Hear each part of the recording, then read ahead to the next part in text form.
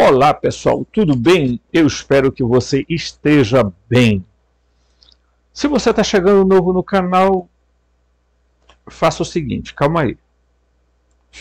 Espere, deixa eu falar, ok? Primeiro, se inscreva no canal. Depois, toque o sininho de notificação. Depois, deixe seu like. Depois você compartilhe o vídeo, divulgue o canal. Né? Comente. Se você quiser ser parceiro do canal numa espécie de economia solidária, e eu estou fazendo uma proposta que eu acho que se 200, 300 inscritos aqui pudessem ajudar com R$5, nós já tínhamos tido uma estrutura melhor para o canal. Em todo caso, fica de acordo com o coração das pessoas. Né?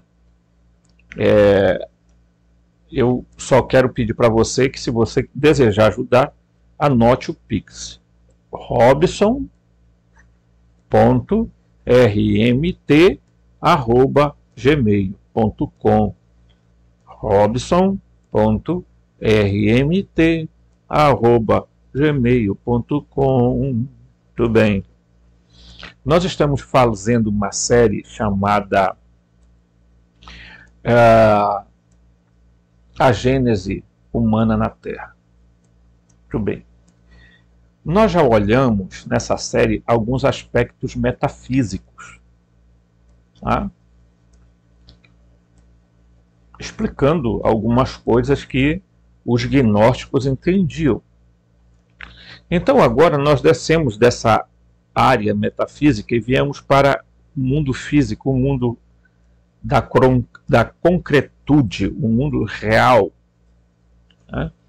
Para que a gente possa situar a história de Jesus de Nazaré dentro de um grande contexto, tá? Do Oriente Médio, da Mesopotâmia, né? Da região que depois foi chamada de Palestina e etc. Tá? Porque se a gente não entender isso, nós não entenderemos a figura de Jesus. Ah, mas Jesus não existiu, não tem prova, é um mito. Que agora a onda é dizer que tudo é mito. Tem uns camaradas por aí no YouTube que tudo é mito. Mito foi mito, não sei quem foi mito. Daqui a pouco vão dizer que o homem do bigodinho é mito, que, né? Eles gostam tanto de mito que por isso que tem um mito aí aqui no Brasil, né? Que o pessoal gritava mito, mito, mito, né? É porque é o estágio da loucura que chegou a algumas pessoas no Brasil. Eu falo do Brasil porque eu não tenho que falar de Estados Unidos, eu não assisto canal dos Estados Unidos, assisto canal é brasileiro. Então eu de vez em quando pego canais aí dos quais eu sou inscrito e fico olhando os camaradas falar, eu digo, meu Deus do céu, o que está acontecendo com esse homem? Fumou o cigarrinho do capeta? Tomou uns goró e veio gravar vídeo? Parece o Malte, que anda lá no Senado, tudo se já vai caindo. Aí eu fico preocupado, né? Porque a demência é um problema. Esquizofrenia, né? Tem pessoas que juram que eles nasceram na Atlântida e estão aqui na Terra. Tem gente aí que se lembrou da vida passada, que era lá da raça da Lemúria. Outros são de Capela. Outros estão dizendo por aí que são de Órion. Então, eu não vou entrar nessa paranoia de demência de muita gente. Ah, porque eu sou uma pessoa, eu sou médium, eu sou canalizador, eu não quero nem papo com essas histórias. Porque agora deu uma onda de canalização que é assim.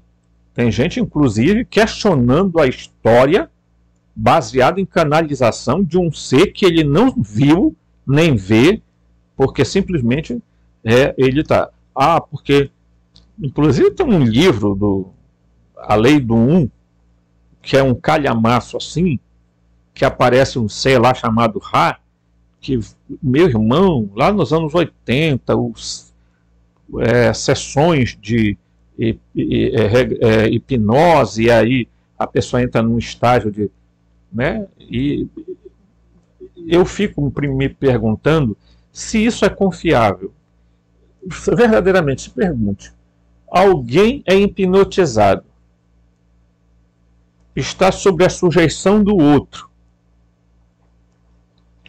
a influência de um outro. Quem me garante que aquilo ali é real? Né? Então tem gente incorporando ET no Brasil, incorporando não sei quem mais, entendeu? Eu vi, tem duas pessoas aqui no Brasil que tem essa função de incorporar ET. Né? Eu não vou falar nome, deixa para lá, cada um incorpore o que quiser. Mas eu acho, gente, que pelo amor de Deus, né? Eu acho que algumas coisas a gente tem que ter cuidado e limite, porque um ser humano que perde a racionalidade das coisas, que esperança eu tenho de que um dia esse mundo vai mudar com pessoas assim? Nenhuma. Então nós estamos fazendo uma série onde a gente está estudando, cara, que ninguém vem aqui com conversa fiada de porque... E o dia que eu citar alguma coisa sobre canalização, vocês vão ver o que eu vou dizer depois. Ah, eu não acredito, não. Desculpa, eu tenho o direito da dúvida. Tá? Eu tenho direito de, afinal de contas, eu tenho que duvidar de tudo, inclusive de mim. Ok? Porque quem é que tem certeza de alguma coisa aí? Fala aí para mim. Até 20 anos atrás, 30 anos atrás, todo mundo era perfeitamente assim, acreditava piamente em determinadas coisas. Hoje já não acredita mais. Por quê? Porque você tem direito de mudar de opinião. Claro que tem. Todos nós temos.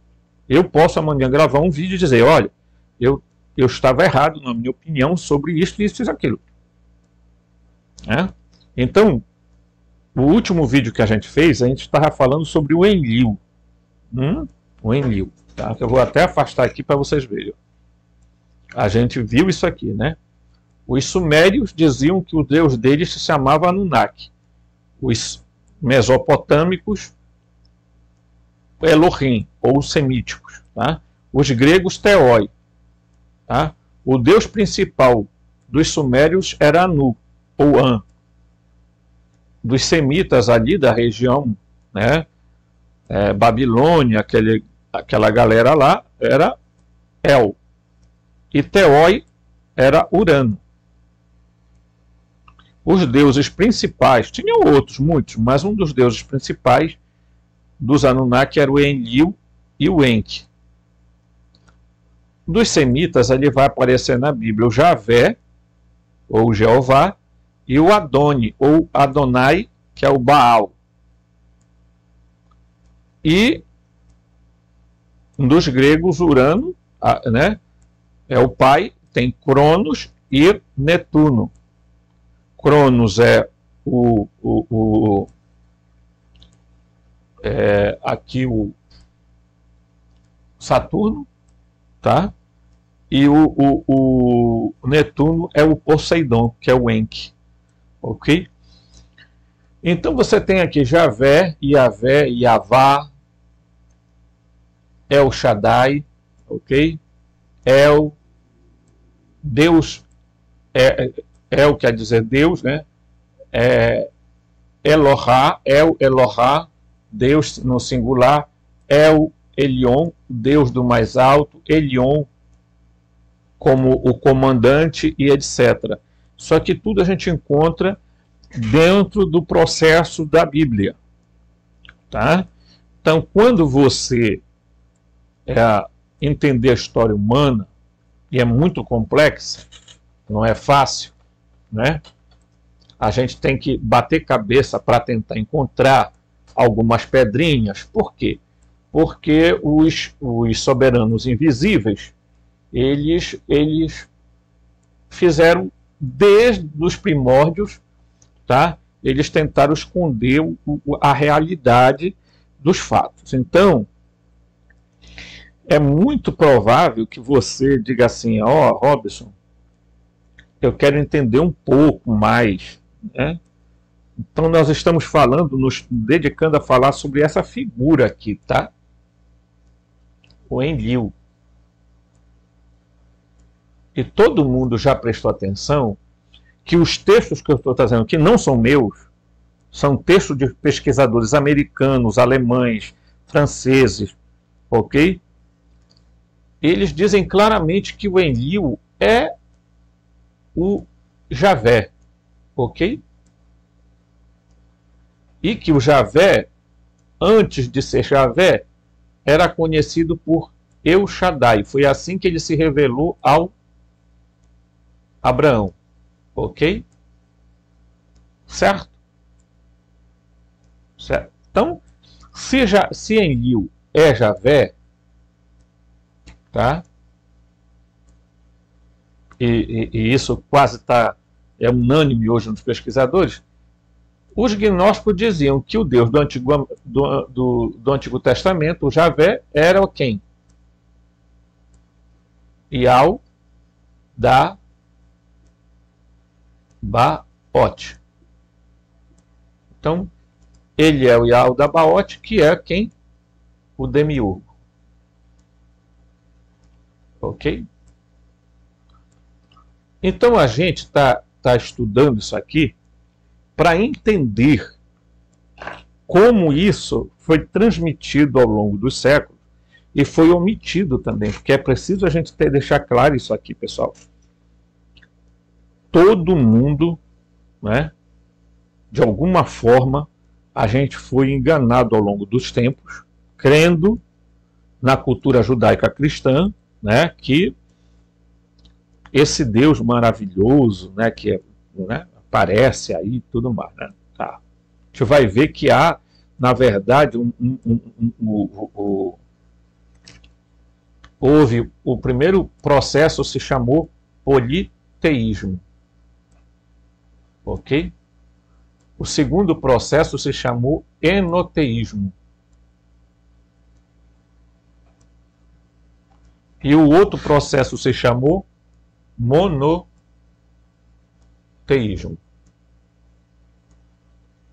Ok? Aqui, ó. Então, a Bíblia foi até em determinado momento politeísta, sim. Depois eles passaram por o enoteísmo quando eles começaram a dizer que esse ser aqui, o Javé, era o Deus de tudo, o Enlil. Tá? Que era conhecido como Senhor, opa, não é J, é S, ele era conhecido como Senhor do Comando.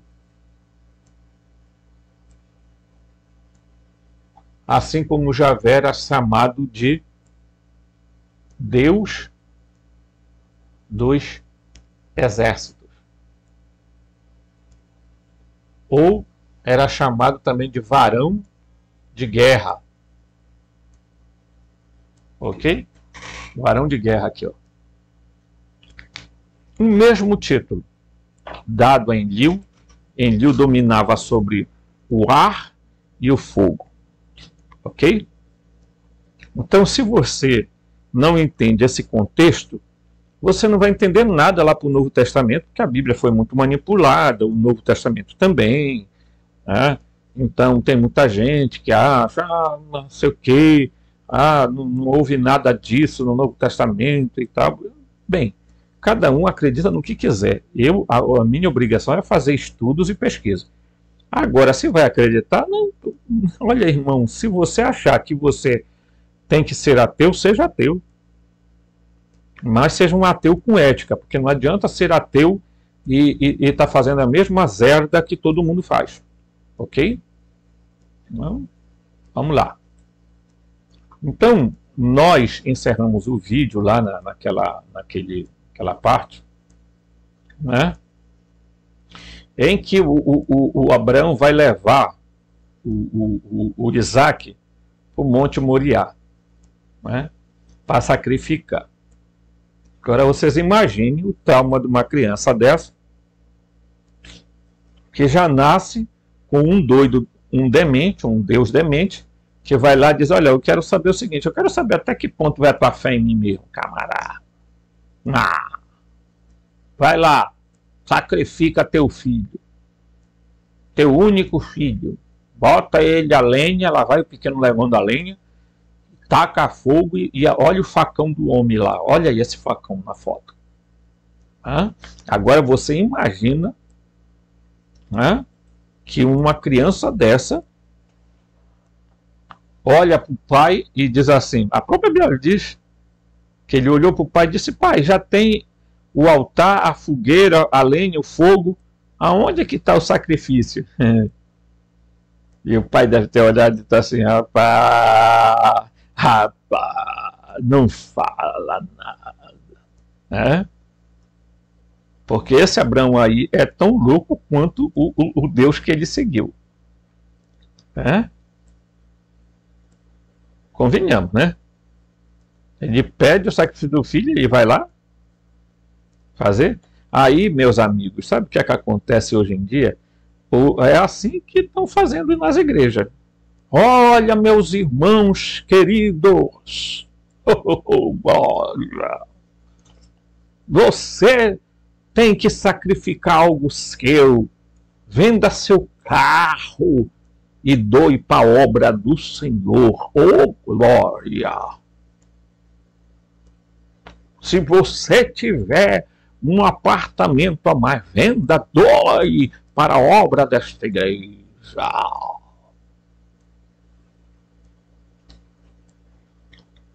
O mesmo Deus, com os mesmos malucos, pedindo sacrifícios.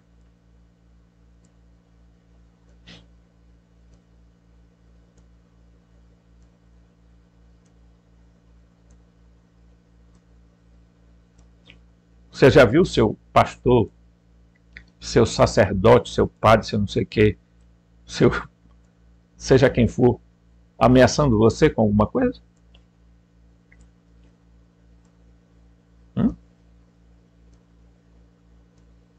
Não, porque Robson, nós temos que entender. Olha só, a desculpa. Tá? Nós temos que entender.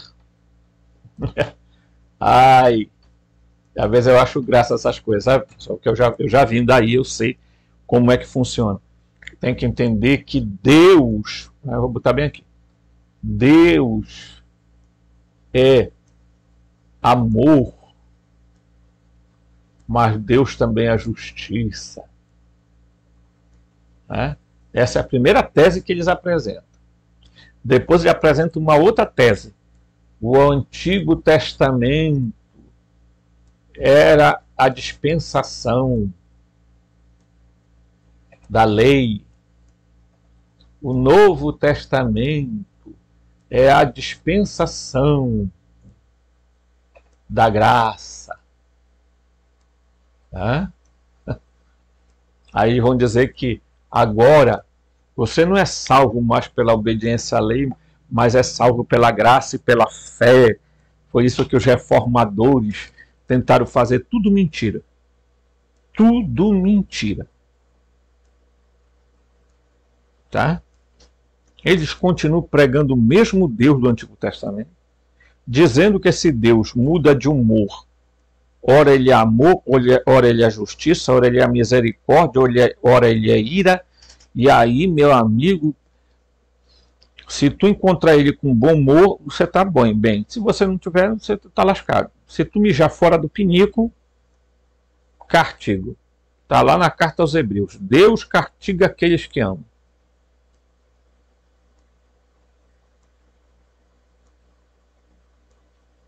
Então eu pergunto para você, você quer uma vida dessa para você? Você quer continuar com um Deus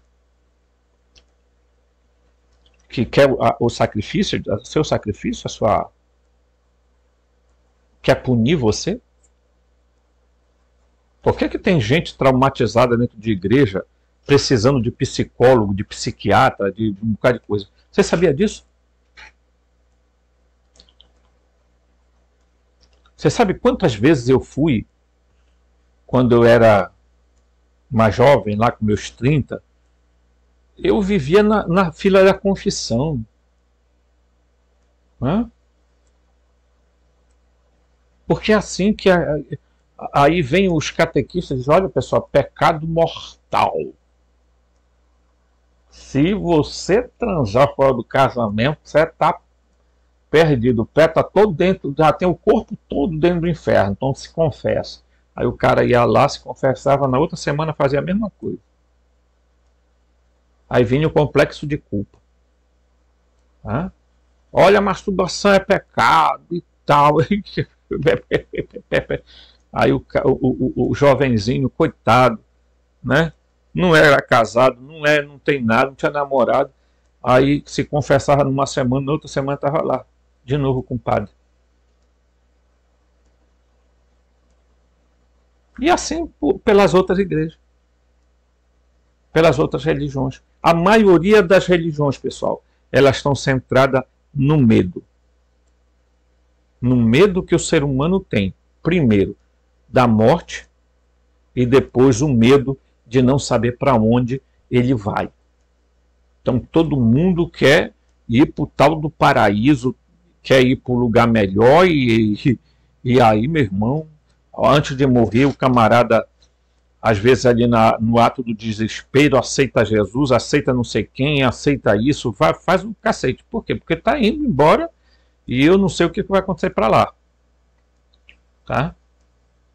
Então, preste atenção nisso. Essa imagem aqui, pessoal, eu acho que é uma imagem muito marcante da gente olhar e perceber o quanto as religiões hoje são religiões do medo. Veja que o que o fundamentalismo religioso está fazendo no Brasil. Seja de que lado for, não me interessa. Tá? Então, bora aqui olhar. Olha. Vamos lá. Aqui eu vou ler aqui para vocês. Olha aqui. Ó. Isaac era a menina dos olhos de Abraão e ele amava profundamente esse menino. O Enlil, percebendo isso, decidiu testar mais de uma vez a lealdade de Abraão. Ele ordenou que Abraão levasse o filho à montanha distante, no deserto, que ninguém pudesse ver, e assassinasse a sangue frio a criança.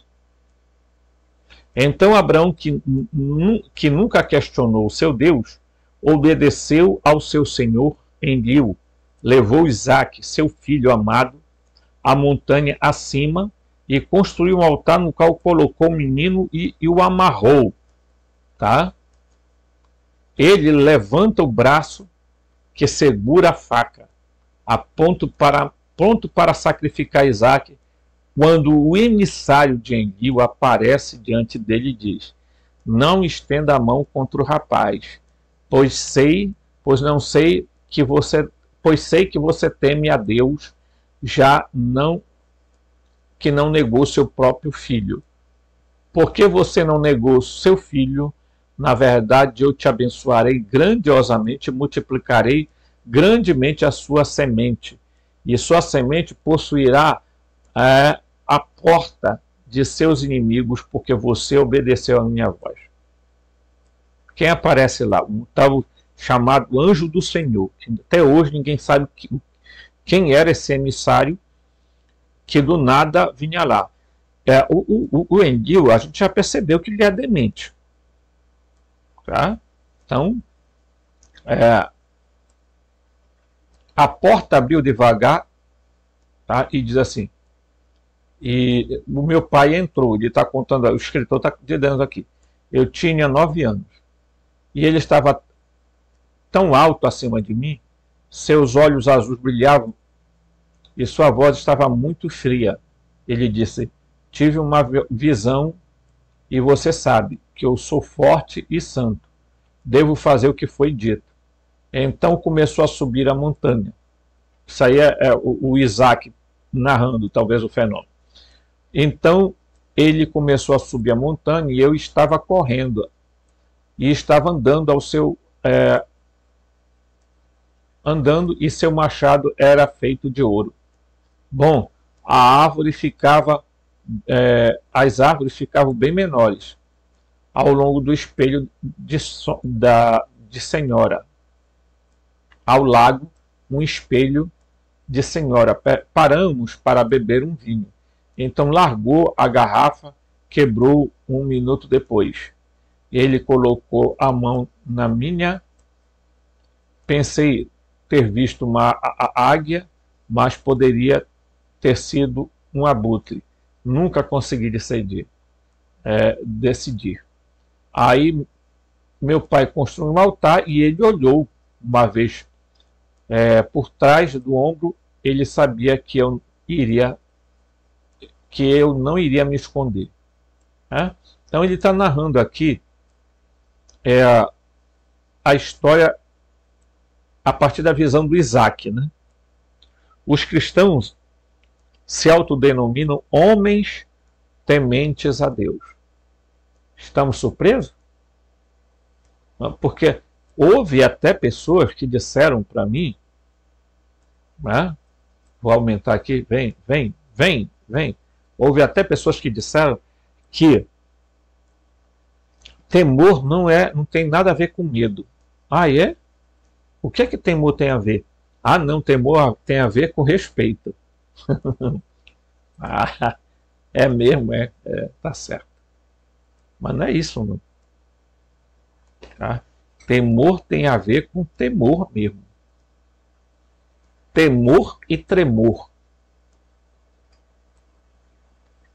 Ok? Por isso, na igreja, eles eram chamados de homens tementes a Deus. Os tementes a Deus era aquele pessoal que andava com medo. Porque ele andava com uma faca na garganta. Claro, ele apareceu a Abraão e disse assim: eu sou El Shaddai, anda na minha presença e ser perfeito. Aquilo não foi uma indicação, foi uma ameaça. Ok?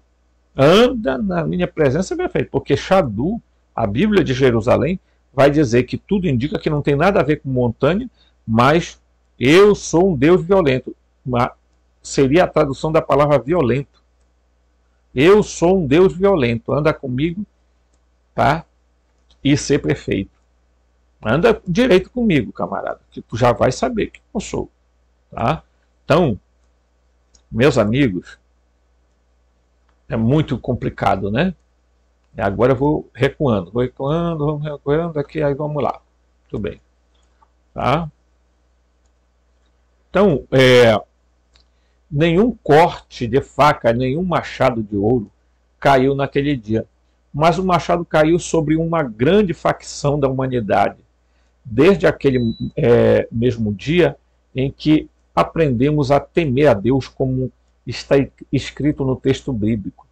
E ensinamos em quase todas as escolas do país, o mundo ocidental, em Israel desde então.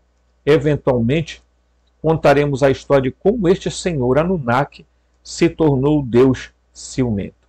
Tá? Abraão, em 1907 a.C., como homem temente a Deus que era, agora mais uma vez obedeceu ao desejo do senhor Anunnaki e estava preocupado com seu filho Isaac, se casasse com algum cananeu local para a sua linhagem diluída. Então ele enviou seu filho para Arã, no Eufrates, atual sul da Turquia, para casar com as filhas com parentes que moravam lá. Lá ele encontrou Rebeca e trouxe de volta para Canaã. Os dois tiveram 2 filhos, Esaú e Jacó. Os gêmeos cresceram e, quando atingiram a idade adulta, uma fome varreu Canaã. Isaac, que queria mandá-los para o Egito, foi então avisado por Enlil para não cruzar o ainda radioativo Sinai até o Egito. Em vez disso, ordenaram que os irmãos ficassem em Canaã. Enlil foi rápido em apontar que dos dois irmãos gêmeos, ele queria que Jacó fosse o sucessor de Isaac e não tinha permissão para casar com uma cananita, né? Novamente, o descendente de Abraão foi enviado a Arã para se casar com uma parente, para manter a linhagem pura. Desta vez, a filha do tio materno de Isaac, Labão, estava em mente. Nos tempos bíblicos, as pessoas muitas vezes tinham visões em estado de sono, vendo anjos, né?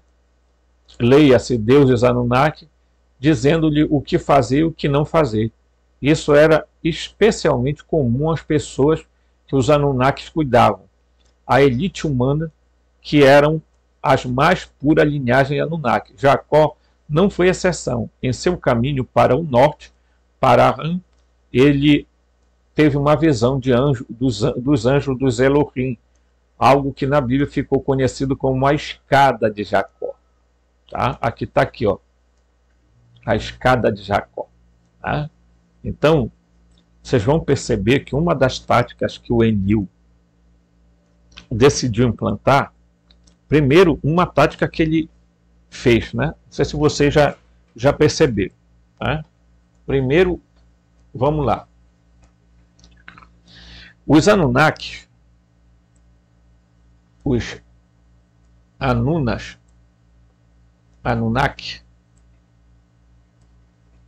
eles não tinham pele do prepúcio. Ok? Então a primeira coisa que eles fizeram, quando o Adapa e o Adamu nasceu, que eles criaram, eles perceberam que ele tinha a pele, o pênis recoberto, né, com a pele do prepúcio. Ok? Vocês estão entendendo, né? Mas os Anunnaki não tinham. Eles já nasciam sem a pele, como se fosse uma operação de fimose, né, que é conhecido. A primeira coisa que o Enlil vai fazer com o povo que ele queria para ele foi mandar, tá, tirar a pele do prepúcio. Ok? Ok. Aqui do prepúcio, certo? Então, a primeira coisa que ele fez foi mandar marcar quem era dele e quem não era. A outra coisa que ele implantou foi, bem aqui, casar com parente.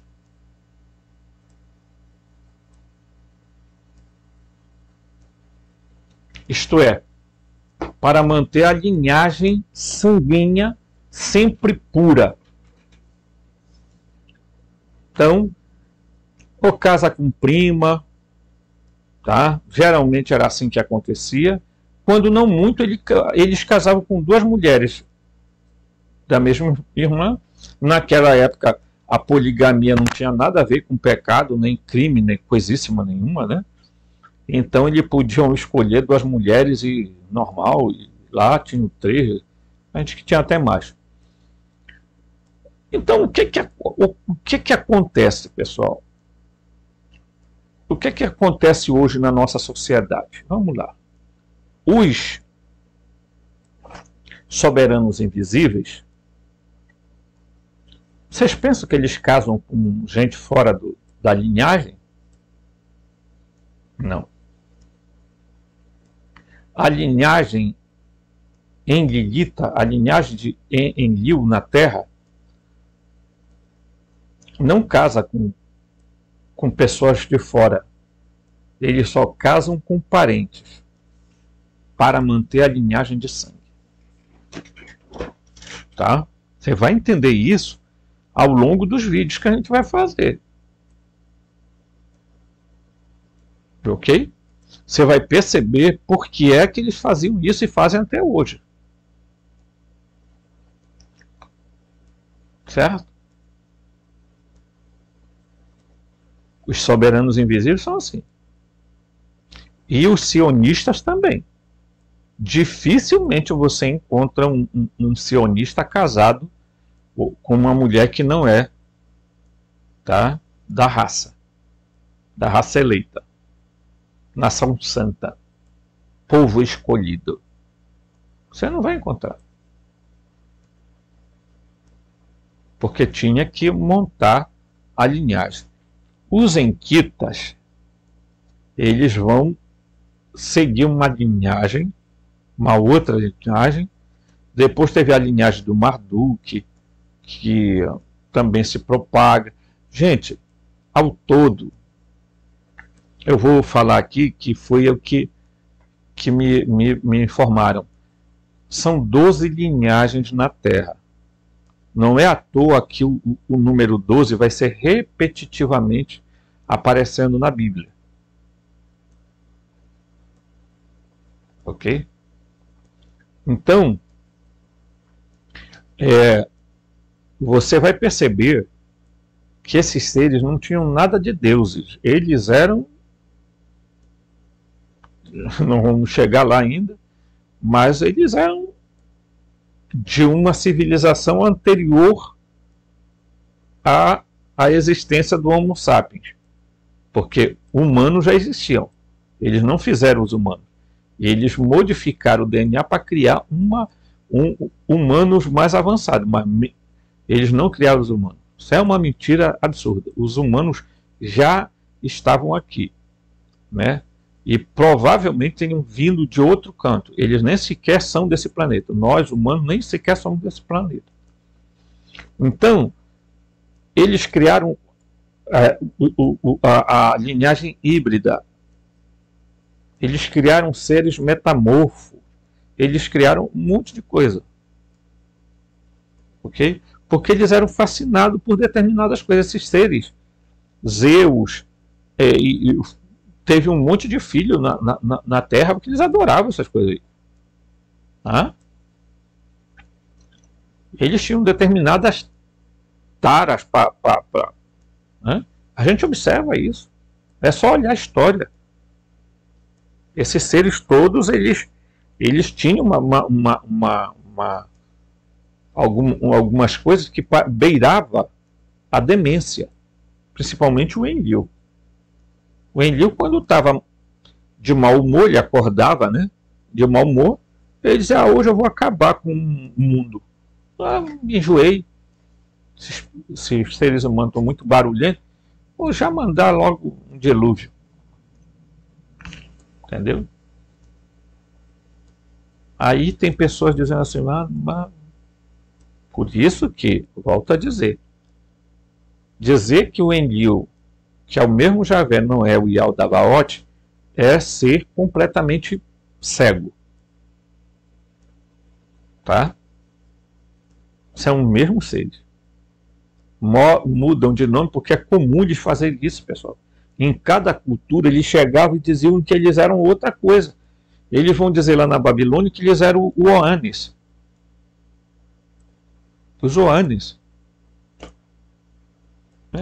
Lá em Canaã eles eram conhecidos com outros nomes. Então eles, na verdade, eram muitos. Eles dominaram aquela área ali. Exatamente, foram até a África, foram até a América Central, tá? Onde eles tinham um Edim, que era uma espécie de lugar de experiência, de muita coisa. Tá? Então, não estranhe, não. Olha aqui, o Jacó está sonhando, né? Então, vejam que ele vai, o Enlil, tá? Vai fazer muito essas coisas aqui. Manipular pessoas, né? Enfim, Vamos pegar aqui um outro texto. Tá? Não sei se você já está no ponto aqui, ó. O Javé, o Deus na Bíblia hebraica, no Antigo Testamento da Bíblia que está na Bíblia escrito apenas com a consoante Y, tá? Que é, na verdade, Od-Re, Vav-Re. Pois no judaico seu nome não deve ser pronunciado. Em vez disso, ao se referir, tá? A ele deve-se dizer Adonai. Tá? Adonai. Esta palavra é um antigo plural, tá? De novo, de Adon, Senhor. Tá? Existem várias teorias sobre quais vogais pode ser aplicada a 4 consoantes. Tá? O nome também é chamado tetragramaton e as 4 letras. Hoje a pronúncia teológica geralmente aceita é Iavé ou Iaué, né? Mas a variante comum é Iová, né? Que é adotado aproximadamente a vocalização de Adonai. Ele mesmo explica seu nome, eu sou o que sou, em Êxodo 3:14. Tá? Outras vogais, né? Outras vogais também foram inseridas em Od-Re, Vav-Re, o que leva aos significados dessas vocalizações. Yahoar, letra Vav, lida como O, pode até significar algo como trazer calamidade. Então, quem é esse Deus? Descobertas nas últimas décadas por pesquisas na história da religião, lançam luz sobre isso. E isso é controverso, pois esse assunto tem muito a ver com as questões pessoais de fé e, portanto, requer uma discussão um pouco mais ampla. Tá? Então, nas últimas décadas, gente, as pesquisas arqueológicas, né, vêm mostrando algumas situações. Tá? Em consideração a isso, lembrei-me, é outro texto aqui, tá? Do que havia encontrado no Novo Testamento. Os textos evangélicos estão no domínio público há séculos, tem como relação os relatos da primeira mão da época. O Novo Testamento, tal como conhecemos, foi compilado pelos bispos do século IV para apoiar a recém-inventada crença cristã. Mas, se os escribas judeus já tivessem feito a mesma coisa. Claramente tive de voltar aos escritos dos antigos para encontrar quaisquer anomalias. O problema é que, mesmo isso fosse possível, os primeiros escritos hebraicos, que foram reformulados muitos séculos depois, foram escritos apenas entre o século VI e I, entre o século VI e I antes de Jesus. Tá? Por isso, não era provável que fossem tão autênticos na sua narração da história, milhares de anos antes. Na verdade, era evidente, né, que este seria o caso, porque quando estes livros foram escritos pela primeira vez, o seu propósito expresso era transmitir uma história que sustentasse os princípios da fé judaica, uma fé que só emergiu já bem avançada na história ancestral. Tá? Dado o primeiro grupo destes livros, foi escrito enquanto os judeus eram mantidos cativos na Babilônia. Então, grave isso aqui. Né? Certo? No século VI a.C. É evidente que a Babilônia era onde os registros originais foram mantidos. Na verdade, desde a época de Adão, passando por 19 gerações até Abraão, toda a história patriarcal do Antigo Testamento foi mesopotâmica. Mais especificamente, a história remonta à Suméria, no sul da Mesopotâmia, onde os antigos sumérios, de fato, se referiam às pastagens do delta do Eufrates como o Éden. Apesar, ao pesquisar para Blue Dream of the Holy Grail, né, que quer dizer Graal, né, descobri que boas fontes para algumas informações básicas eram vários evangelhos, textos que não foram selecionados para a inclusão no Novo Testamento canônico. Talvez, pensei, o mesmo expliquei que ao Antigo Testamento os livros de Enoque dos Jubileus, por exemplo, estavam entre os não incluídos. Tem outro livro para o qual a atenção é, apesar de ser aparente importância, os escritores hebreus não foi incluída na seleção final. Duas outras obras também não são citadas na Bíblia. O livro de Números chama da nossa atenção para o livro das guerras de Jeová e o livro de Isaías. Somos direcionados ao livro do Senhor. Então, preste atenção. Livro, tá, das guerras de Jeová é citado na Bíblia, mas ninguém encontrou esse escrito. E também um livro chamado Livro do Senhor. Certo?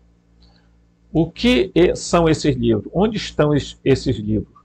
Todos eles são mencionados na Bíblia, que significa que todos são anteriores ao Antigo Testamento. Todos são citados como importantes. Então, por que os editores acharam adequado excluí-los quanto à seleção feita? Ao procurar uma resposta a essa questão e estudar a substância do Antigo Testamento antes da sua corrupção, um fato que toma cada vez mais claro que nas Bíblias da língua inglesa a definição de Senhor, ok, é usada num contexto geral, mas em textos anteriores traça-se uma distinção possível entre Jeová e o Senhor. Ok? Muitas vezes tem sido questionado por que o Deus bíblico dos Hebreus, tá? O Deus bíblico dos Hebreus, conduziu através de provações e tribulações, inundações e desastres, quando, de tempos em tempos, ele parece ter agido com uma personalidade bastante contrária e misericordiosa. A resposta é que, embora agora aparentemente adotado como o Deus único pelas igrejas judaica e cristã, havia originalmente uma diferença distinta entre as figuras do Jeová e do Senhor. Eles eram, na verdade, divindades bastante distintas. O Deus referido como Jeová era tradicionalmente o Deus da tempestade, o Deus da ira, o Deus da vingança, enquanto o Deus referido como o Senhor era um Deus da fertilidade e da sabedoria. Então, qual foi o nome ao Senhor nos primeiros escritos? Era simplesmente a palavra hebraica, provavelmente para Senhor. A palavra era Adon. Quando a aparente nome pessoal de Jeová, esse não foi usado nos primeiros dias. Até a Bíblia conta que Deus de Abraão era chamado de El Shaddai, né? Que significa montanha elevada. Na verdade, não é montanha elevada, né? Que hoje é convertido nas Bíblias em português em Deus Todo-Poderoso. Mas, na verdade, a palavra Shaddai não está se referindo a Shadu, montanha, mas está se referindo ao termo violento. Tá? Eu sou um Deus violento, e não um Deus, eu sou o Deus da montanha. Não é isso que aparentemente hoje os pesquisadores dizem. O nome aparente de Jeová veio do radical hebraico original Yod-He-Vav-He, que significa eu sou o que sou, considerado uma declaração feita por Deus a Moisés no Monte Sinai, centenas de anos depois da época de Abraão. Jeová não era, portanto, um nome nos primeiros textos, tá? Refere-se simplesmente a El Shaddai, tá? Ao seu homólogo oposto, Adon. Para os cananeus, esses deuses eram chamados respectivamente de El Elyon e Baal, que significava precisamente as mesmas coisas. Montanha elevada, tá? E Baal significava Senhor. Tá? Aí a gente vai dar um pulinho bem aqui. Então, onde isso deixa? Isso nos deixa sabendo, dentro de um panteão geral de deuses e deusas, muitos dos quais mencionados na Bíblia, havia dois deuses predominantemente opostos. Em diferentes culturas foram conhecidos como El Elyon e Baal, El Shaddai e Adon, Arimã e Mazda, Jeová e Senhor, Deus e Pai. Mas esses estilos são todos titulares, eles não são nomes pessoais. Então, quem eram exatamente eles? Para encontrar a resposta, não precisamos ir além do local onde esses deuses realmente operavam, que os antigos cananeus descobertos na Síria na década de 1920 nos contam que seus cortes ficavam no vale do Tigre Eufrates, na Mesopotâmia, no delta do Éden, no Sumério, tá? Do Éden sumério no Golfo Pérsico. Mas como os antigos sumérios chamavam esses deuses? Quais os seus nomes pessoais? Podemos rastrear os registros escritos sumérios até cerca de 3700 a.C. Eles nos dizem que os deuses em questão eram irmãos.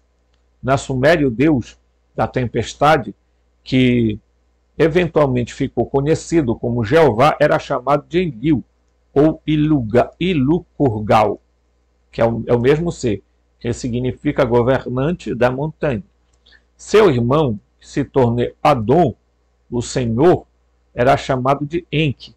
Este nome é muito importante para a nossa história, porque Enki significa arquétipo.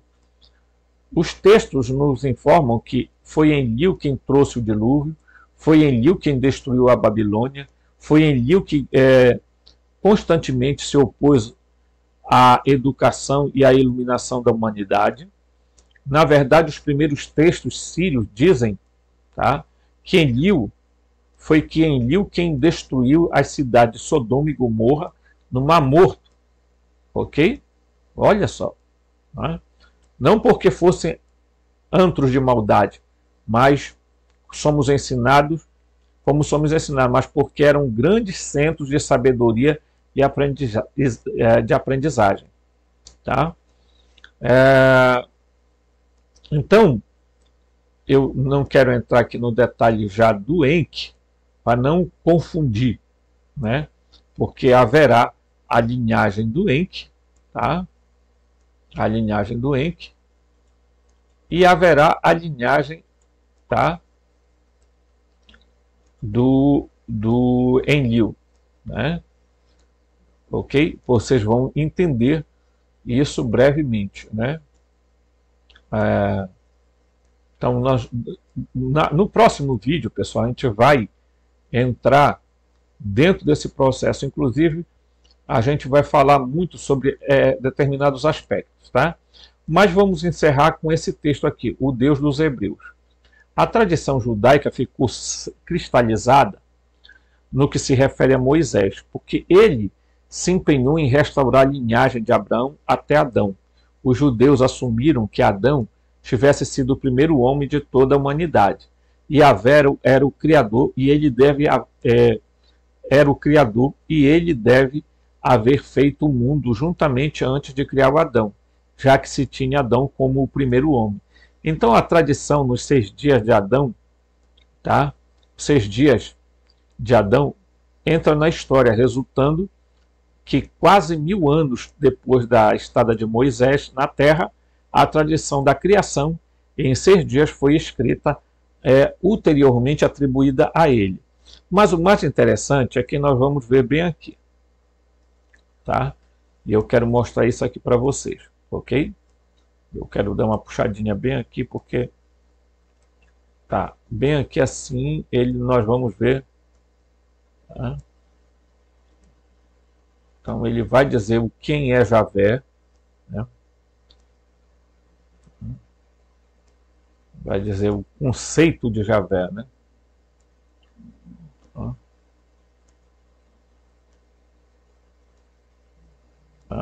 Deixa eu ver se eu encontro aqui.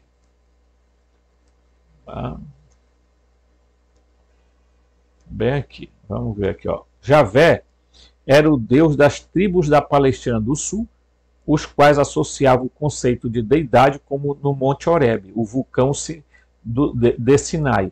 Javé era meramente um entre as centenas de milhares de deuses da natureza que atraíam a atenção e clamavam a adoração das tribos dos povos semitas. Tá? Jeová é um termo que, em épocas mais recentes, tem sido usado para designar o conceito finalmente evoluído e concluído de Javé, né? Então, você já percebe, ok, que o quanto é importante, pessoal, a gente detectar essas coisas. Por quê? Porque a ligação entre Javé, Enlil e Aldabaoth é muito profunda. A gente vai ver que a ligação entre os Anunnaki, os Elohim e os Arcontes são também muito profundas.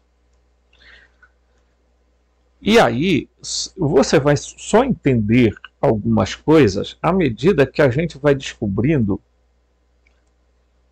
por que esses dois deuses, o Enki e o Enlil, estarão em confronto constante, os dois clãs, principalmente, pelo domínio do planeta Terra. Tá? Então nós vamos perceber que haverá uma guerra constante entre a Sofia e o Aldabaoth, tá? O Enki e o Enlil, o Javé e o Adon. Se você ainda não percebeu isso tudo, eu espero que você detenha o máximo de conhecimento para que você perceba que nós estamos vivendo em um tempo em que nós somos chamados a abrir nossa mente e sair fora do engano, da mentira, de tudo que foi contado para nós, para nos manter cativos nesta terra, nesse simulador, nessa Matrix, através de um Deus que está pouco se importando conosco. Tá? Mas nós vamos falar no próximo vídeo, aí nós já vamos entrar um pouco sobre a história do Enki, porque nós falamos do Enlil, do Javé, Jeová. Tá? Forte abraço e até o próximo vídeo.